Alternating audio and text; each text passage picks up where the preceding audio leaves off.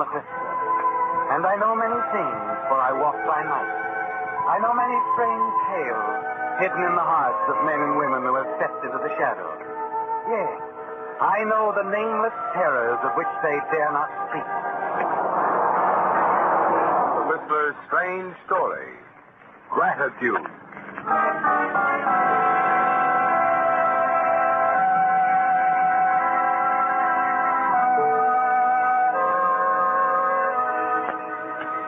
The water surged with the impact of the terrific struggle going on below its surface. Two men tugged and pulled at one another, swirled and twisted free, then locked together again, and the struggle became even more intense. Two men, one young and strong, the other older and fighting with all the waning strength left in him. Finally, the young man clutched the older one and pushed up to the gurgling surface of the water, held him at arm's length, and landed a crashing blow to the older man's chin. The struggle was over, and the young man, spent and breathless from the ordeal, slowly towed the limp form of the older man to the water's edge. The small crowd which had gathered closed around them, and the older man was lifted to safety. The young man, Cliff Garner, sat exhausted at the water's edge, his eyes fixed on the limp form. You okay, Cliff? Yeah, sure. Is it all right? They're working on him. He'll be fine, Cliff. And if I know Sid Lorenz, he'll never forget you for saving his life.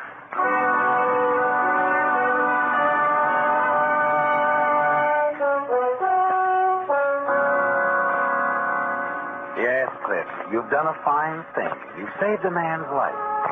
Not just an ordinary man, either.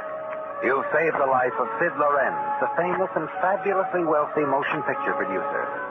And the studio's buzzing with the account of Sid's fall from the superstructure on the set into the tank. And the courageous efforts of the stuntman in the picture who saved him. You, Cliff. It feels good to be a hero, doesn't it? And you're certain that Sid will reward you handsomely for saving his life. Several evenings later, you're the guest of honor at a party in Sid's beautiful hillside home. Helen's with you. Helen Ames, the pretty little movie extra, beaming with pride. Listen, everyone. Listen. Can you all hear me? Thank you. I want to propose a toast to the man who risked his life to save mine. My eternal gratitude to Cliff Garner. Thanks, Mr. Lorenz. Oh, not at all, Cliff. Okay, everybody. How about some dancing now, huh? Go on, Cliff. You and Helen dance. I want you youngsters to enjoy yourselves. Oh, we will, Mr. Lorenz. Come on, Cliff. I want to dance with a hero. Huh? Oh, sure. Anything wrong, Cliff? You don't act like the man of the hour. I don't feel much like an idiot. Let's forget it, huh?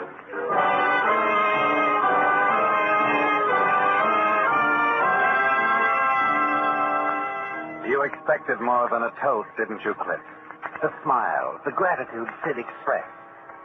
You expected something more tangible than that, and you're disappointed. The evening wears on, and you're certain that Helen senses your disappointment, but she says nothing. You grow sick of the sight of well-dressed people, of the wealth and means all around you. Sid's lavish home, his lavish friends, and his eternal gratitude to you, the man who saved his life. And then, about midnight, you find yourself in the library with Helen, Sid, and several of his close friends. Say, Sid, about your new picture, I have a couple of problems that Save them till I get back, Sam. I'm on a vacation. Oh, are you going away, Mr. Lorenz? Oh, just to Palm Springs for a month, Miss Ames. I need a rest. If it had been for Cliff here, you might have gotten that long rest, kid. Yes, I know. I owe Cliff a lot. Forget it, Sid. I didn't do much. Oh, yes, you did. And I won't forget it. Of course, I've thought about it a great deal. You know, you can't offer a friend money for saving your life. Besides, I know that a guy who'd risk his life for a friend wouldn't want money for it. But you can be sure of one thing, Cliff. You'll always have a job with me. A good job. Oh, that's fine. Oh, thanks, Sid. That's fine. Fine. I certainly appreciate it. Oh, you don't have to thank me for anything.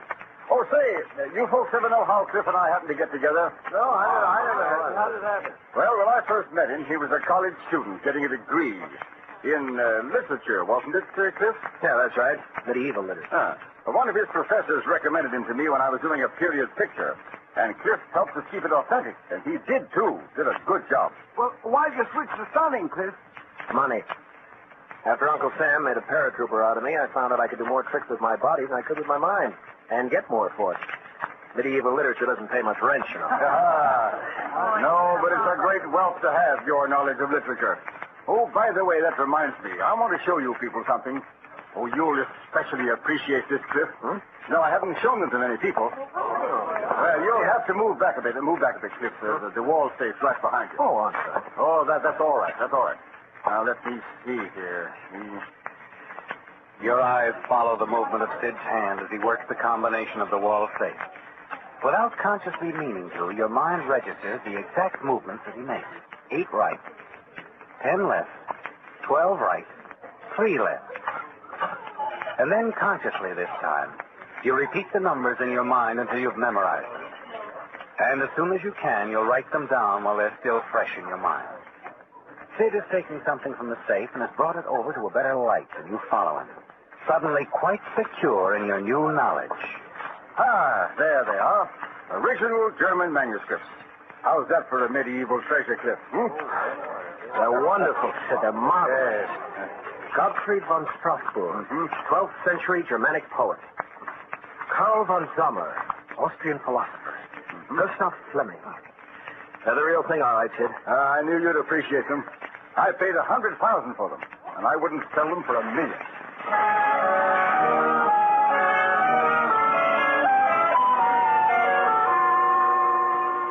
You know the yellowed manuscripts are worth all of $100,000, don't you, Cliff? You recognize their value immediately, and a plan begins to form in your mind. You know the combination of the wall safe where Sid has returned the medieval manuscript, and Sid's leaving the next day for Palm Springs, taking the help with him. Somehow the fact that Sid didn't reward you financially for saving his life is easier to take now, isn't it, Cliff? You think about it as you drive Helen home from the party. Well, wonderful party, wasn't it? Yeah, fine party. Oh. It was nice of Mr. Lorenz to guarantee you a job that way for as long as he lived. That's what he said, wasn't it? That's what he said. But, you know, Cliff, I suppose this sounds terrible, but I really think he should have given you a reward. Money, I mean. Oh, is it awful of me to feel that way? I wouldn't worry about it. Oh, well, I'm sorry, Cliff. I guess it shouldn't bother me if it doesn't bother you. It doesn't bother you, does it? No. Why should it?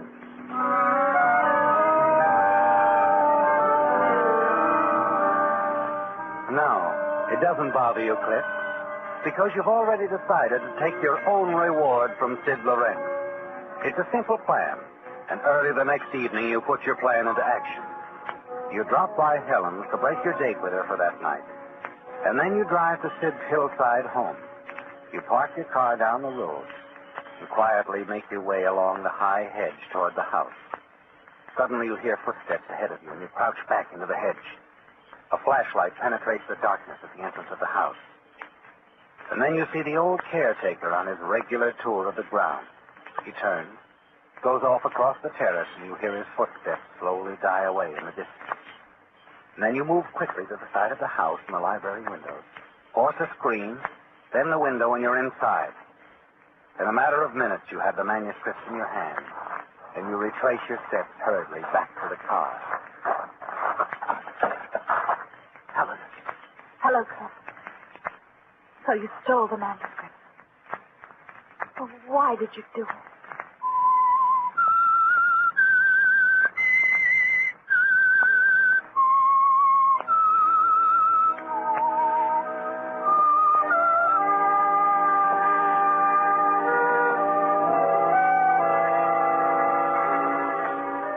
Everything was going smoothly, wasn't it, Cliff? Everything, until you found Helen waiting for you in your car. You had entered Sid Lorenz's home unnoticed, removed his priceless medieval manuscripts from the wall safe. Your idea of what Sid might have given you for saving his life. But now there's Helen to contend with. What's the idea, Helen? Why did you follow me here? Because I was afraid you might do this. Last night you didn't seem very concerned that Sid Lorentz hadn't given you a reward. Any money, I mean.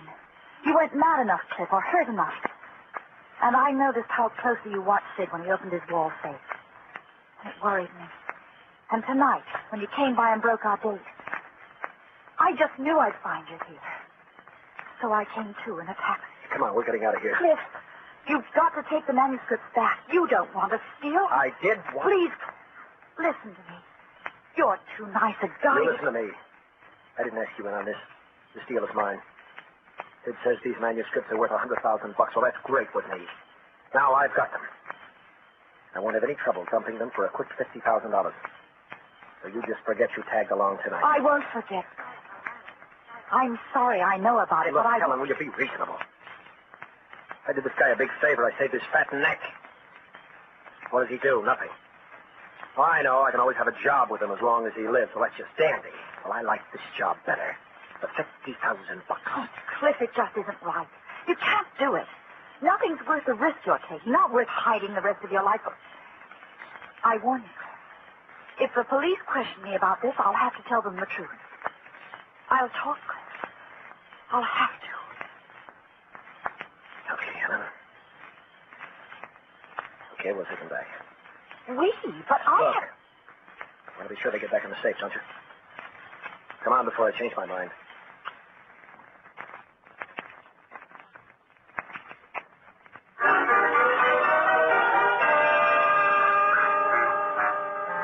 And once again, Cliff, you make your way across the grounds of the Lorenz estate. The two of you move cautiously past a long row of trees, then out over the broad expanse of lawn bathed in bright moonlight. And then just as you reach the path to the terrace... Cliff. Caretaker. I forgot about it. He's coming around this way. Let's get out of here. Oh, but... I said let's go. Hey, you there, hey! Hurry up, Helen. Hey, you two, stop!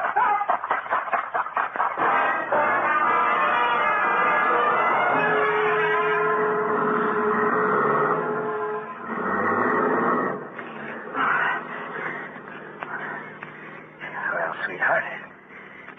You satisfied? You almost got us caught, you know. Do you think he recognized us? He didn't get close enough for that. Oh, what are we going to do now? Exactly nothing. Oh, the manuscript. Look, if you think I'm going back there now, you're crazy. But you've got to. You've got to put them back. Not on your life. Cliff, I warn you. Save your breath. There's nothing you can do about it now.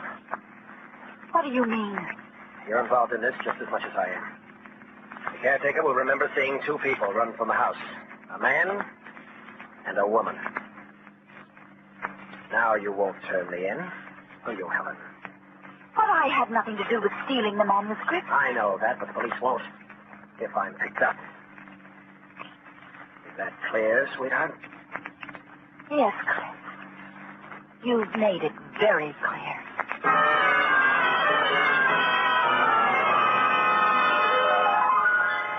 You're sure you have nothing to fear from her now, Cliff?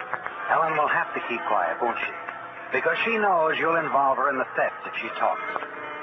The two of you drive into town to her apartment without speaking another word. Then you return to your cottage at Santa Monica. Good night's rest. And the following morning, you hurry downtown to the Moncrief Art Galleries to visit an old college friend.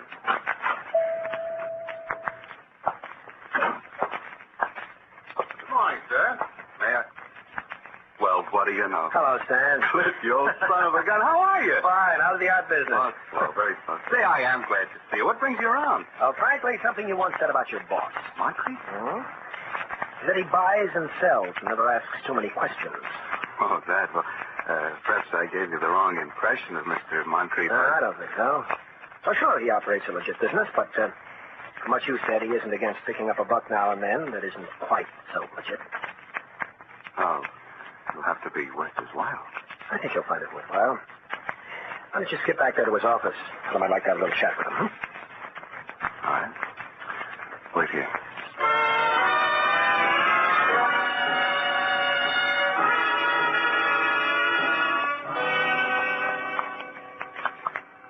Well, Mr. Moncrief, you satisfied they're genuine? Oh, indeed, sir. May I ask how you were How able... I got the manuscripts isn't very important. Oh, on the contrary, it's quite important. I understand, but There's nothing to worry about for the present. They won't be missed for at least a month. You're certain? I'm certain. The owner won't be back in town until the 25th. And then who knows when he'll look into his safe. I see. Well, then. Well, that's time enough. I was told a lot of them was worth $100,000. Not on the market I'll have. No, I guess not. What do you think you can get for them? Possibly 60,000. 60,000. What's your cut? 30%. You are high-priced, aren't you? Okay, 30% it is, Mr. Moncrief. Good. Leave the manuscripts with me. I'll call you in a few days.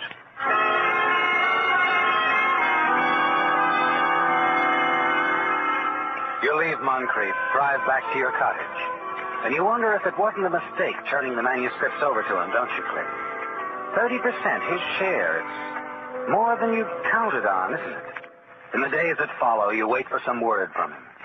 And then one evening, he pays you a visit. Come in, Mr. Moncrief. Come on in. Thank you, sir. Sit down. How about a drink? No, thank you. No. I only stopped by for a moment to return this. What is it? The manuscripts. I discovered they belong to Sid Lorenz. All right, so what? In our agreement, I was to have a month in which to dispose of it. Sure. I told you Lorenz won't be back until the 25th. You haven't seen the evening papers? I know. Mr. Lorenz died of a heart attack in Palm Springs this afternoon. What? Yes. Annoying, isn't it? Now, of course, the estate will have to be settled. In a few days, his lawyers will be poking around in that safe of his. They'll discover the manuscripts are gone. Exactly. And when that news breaks, Mr. Garner, I don't want to have them on my hands. I suggest you put the manuscripts away before you answer the doorbell.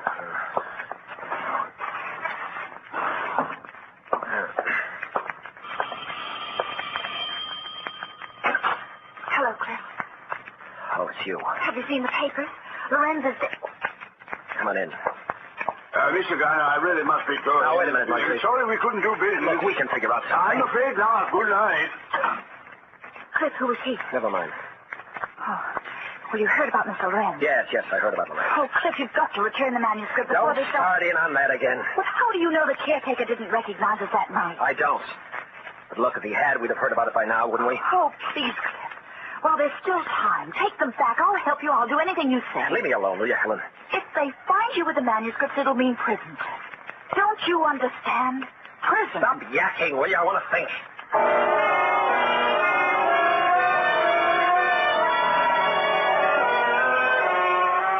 Yes, you've got to think it out, Cliff. Make up your mind what to do. You can put the manuscripts back into the safe where they belong. Have nothing more to worry about. Or you can keep them, hide them somewhere, and dispose of them once the affair blows over. And later, after you've dropped Helen at her apartment, you find yourself driving into the residential district, past the Lorenz estate, dark and seemingly deserted. You turn around and drive by it again and again, trying to make up your mind what to do with a roll of stolen manuscripts in your overcoat pocket. Then you make your decision. You turn into the main highway and head back to your cottage in Santa Monica. You know now that you can't give up the manuscripts. Not when they're worth $50,000 to you. The news of the theft is in the papers that weekend, isn't it, Cliff? Yes, the loss of the Lorenz manuscripts has been discovered by his lawyers. There's a mention, too, of the old caretaker in the news story. The fact that he saw a man and woman running from the house one night last week. And you're relieved to learn that he's unable to give a description of the two. Several times that day, you try to check with Helen by telephone, but she doesn't answer. The following morning, you receive a surprise visitor, Mr. Moncrief. I see by the papers, Mr. Garner, the police are baffled. They have no lead at all. That's right. Still have the manuscripts? Sure. Why? Well, the news of the theft has created considerable interest among several of my old clients. They all seem quite anxious to buy the manuscripts. Is that so? Yes, one of them in Europe has made a very tempting offer, $65,000. I believe you should take it. That is a very tempting offer. Yes. Well, what do you say, Mr. Garner? Real anxious now, aren't you? Not as cautious as you were. Oh, but I am. We won't close the deal now. We'll wait a while, say 3 months until the affair cools off. In the meantime, you hold on to the manuscripts. You still want your 30%? Yes, that's right. I don't know. As long as I'm going to have to wait that long, I might want to shop around. Find someone else to handle this deal at a smaller percentage. I don't think you will. There's no harm in trying. Don't get me wrong. I'd like to have you handle this deal. You're a very good man. But I still want to shop around. Unless you want to sell it up right here, Moncrief. Take 20% and it's all yours. Oh, dear, I do hate to haggle, really. If your client will pay 65, he'll pay 70. You can peel the extra $5,000 off the top. Add it to your percentage. At least it would pay your expenses to Europe. Yes, I could do that, couldn't I? You probably had it in mind all along. All right, Mr. Garner, it's a deal. Fine. You're sure nothing will go wrong? Oh, leave it to me, Mr. Garner. Just leave everything to me. Hold on to the manuscripts until I ask for them. You'll have around $50,000 in cash before the year's out, I promise you. Love the sound of your voice, Moncrief, when you speak like that. Love it.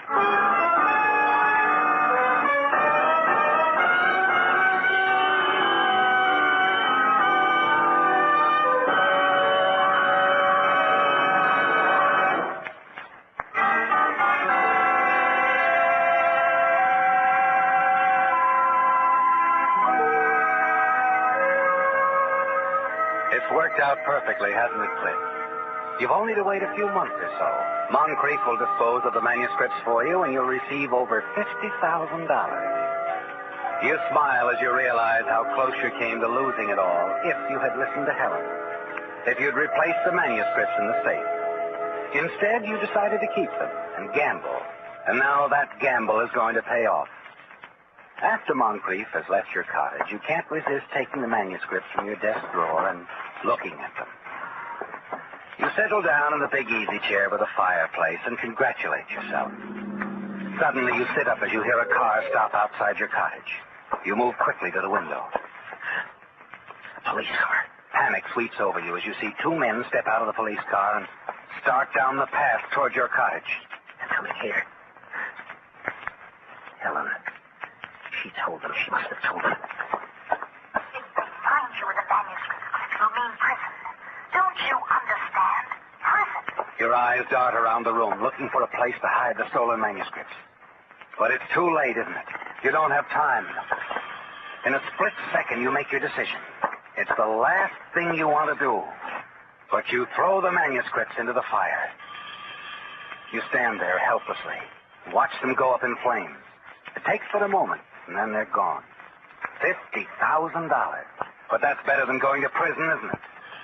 Yes, the police can prove nothing, can they, Cliff?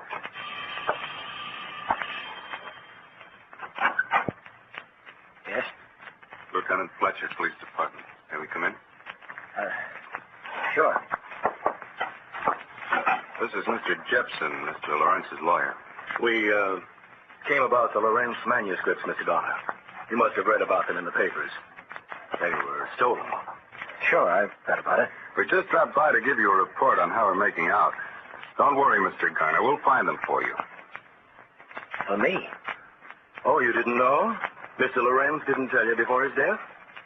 Tell me what? Why, Mr. Lorentz left the manuscripts to you in his will, in gratitude for your having saved his life. The Whistler has just brought you another of his strange tales through the facilities of the United States Armed Forces Radio Service, the voice of information and education.